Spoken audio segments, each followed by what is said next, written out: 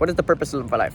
What is the purpose of life? Well, the purpose of life is to love, to discover love, to live love, and then to give love. So first, you have to discover love, which a lot of times takes a lot of unlearning, because we're born into this very conditional world where everything is based upon conditions. Like if you don't do this, then you're not going to be enough. If you don't do this, you're not going to feel loved. And if you don't meet these certain requirements, then, well, you're just not going to make it. So we're conditioned in this world into believing that we need to do certain things, or we need to meet a certain criteria in order to be loved. But in reality, what it's really about is discovering that love exists within us and all around us, and that the universe itself is a divine manifestation of love. And once we truly realize that, then the hardest part is to actually live that, because it's different than having just a little realization or a little flash where you get like this glimpse into the sorry, I got distracted by this leaf.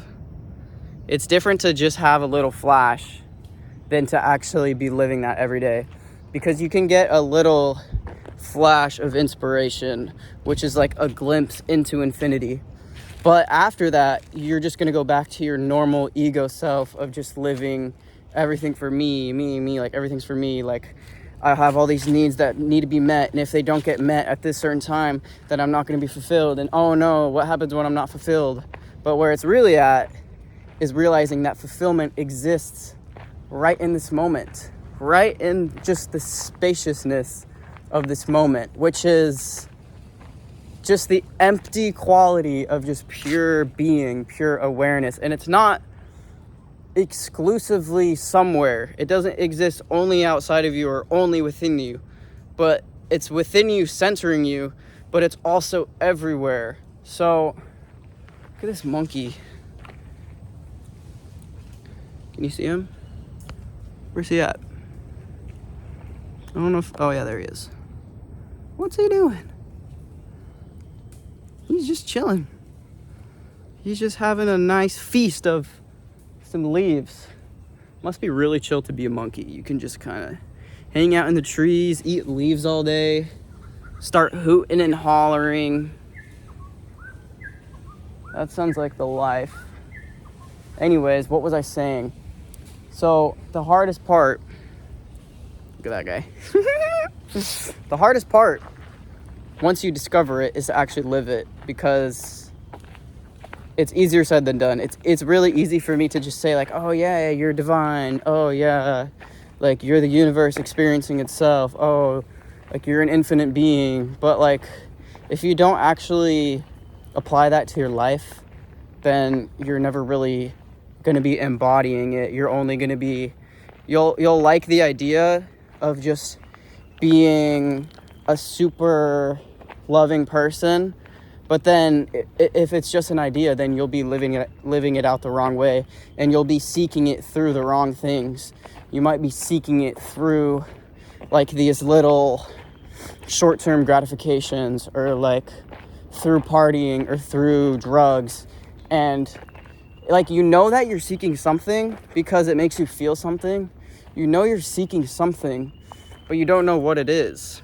Like, you don't know what it is you're seeking, but you know that you're seeking some sort of fulfillment. But when it never comes, you're always going to be left short. You're always going to be left disappointed, because it's never going to just give you that lasting satisfaction or that lasting fulfillment, and it's only going to be fleeting.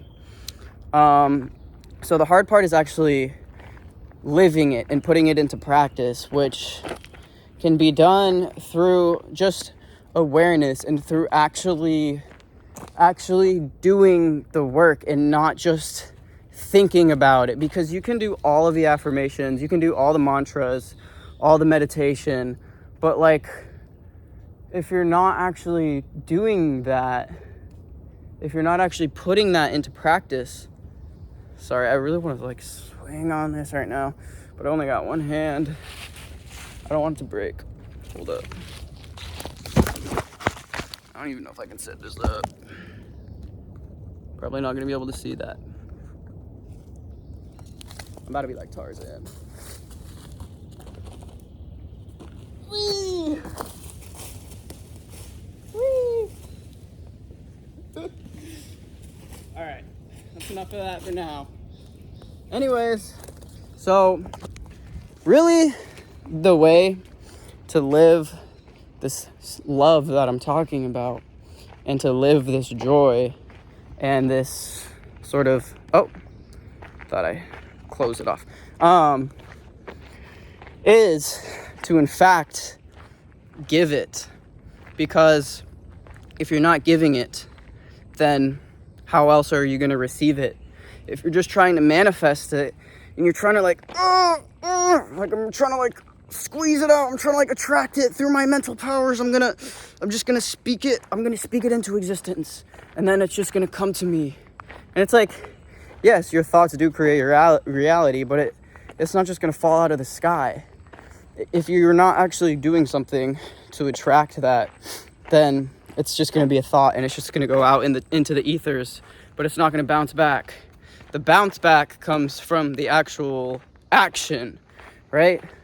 So you embody this sort of frequency. I don't want to start using these like new age buzzwords because they have a lot of connotations to them, but for the sake of conversation, you embody or you tune into this frequency of love, joy, serenity, and just sort of equanimity, and then you bring that through, and then you receive. It's like you have an antenna almost.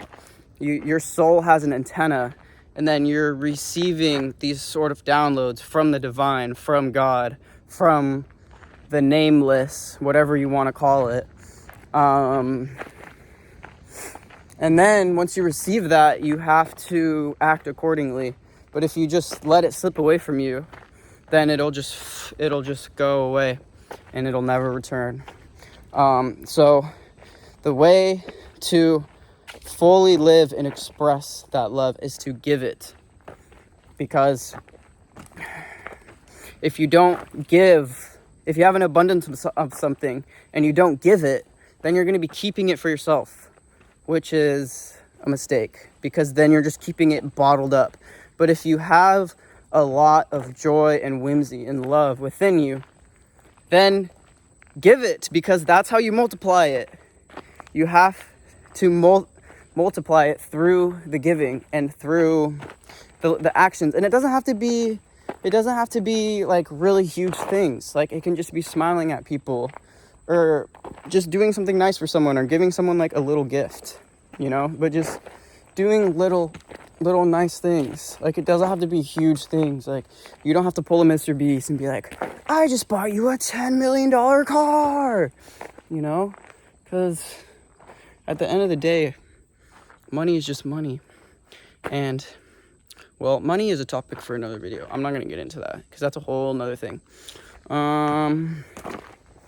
Anyways, where was I going with that? So you kind of have to do the full circle. It's the unlearning of the collective conditioning that is imprinted into our conscious from the moment we're born. You have to unlearn all this nonsense that they teach you as truth. And then you have to desire realization. You have to desire love. And then you realize it. You might just get a glimpse of it, or you might realize it fully. And then once you do that, you can't just ignore it and go back to your normal self, but you have to actually put it into action. You have to live it. You have to send it out through doing, through acting, by meeting people, by doing activities, getting out of your comfort zone, joining groups, stuff like that, creating things, sharing things. And once you do that, you will start to see the synchronicities. But until you do that, it's just going to be like a hope and dream. But your dreams are never going to turn to reality. So drop me some questions on this in the comments below. Let me know what you think about this, if you think I sound crazy, or if you think there might be something to what I'm saying and you want to learn more. But if this like makes you angry or emotional or something and you don't like what I'm saying, that's fine, but just don't watch and don't. Well, if you made it this far, you probably don't think that, so you're probably not even hearing these words right now. But anyways, I'm on about 10 minutes right now, so I think I'll catch you guys in the next one.